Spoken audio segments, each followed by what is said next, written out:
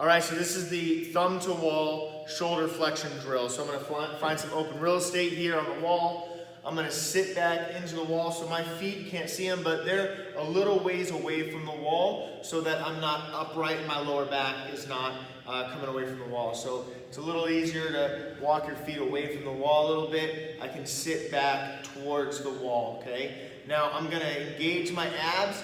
Feel like I'm tucking my tailbone a little bit. I'm bringing my front of my pelvis towards my rib cage. So that's gonna get me, keep my ribs down.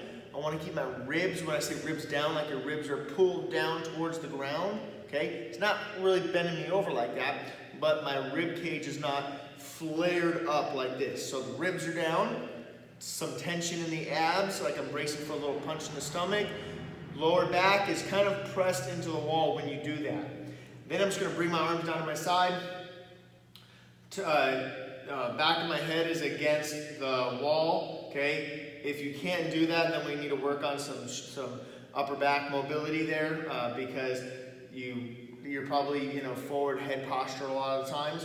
So I tuck my chin a little bit, get my back and my head towards the wall. I'm going to do a big inhale into my nose, and then as I exhale, I'm going to bring my arms up towards the wall. So it looks like this.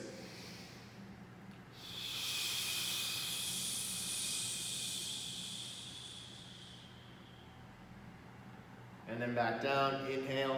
Now what you want to make sure is that the goal is not to necessarily touch the wall, because if the goal is to touch the wall, the goal is to touch the wall at the very end. That means we've really worked on opening up the shoulder mobility, scapular stability, that's the shoulder blade.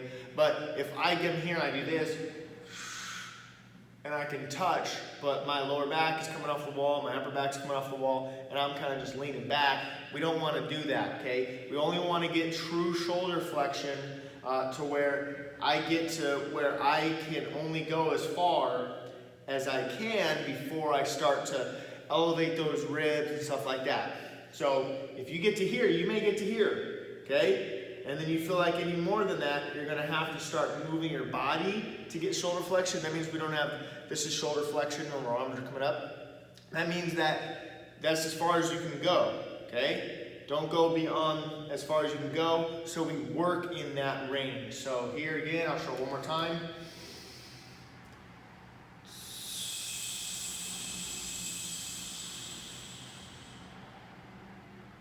Big exhales, and here. Last thing is when I get to here, don't do this. Don't bend your elbows. My elbows kind of bend already. I can't straighten them out, so they may look a little bit, but they're straight for me. I'm not getting to the top and then bending my elbows to try to touch the wall, okay? So the more you do that, the more you're gonna work on some mobility, some flexibility, and eventually we'll start getting closer and closer to the wall and improving your shoulder and your upper back mobility.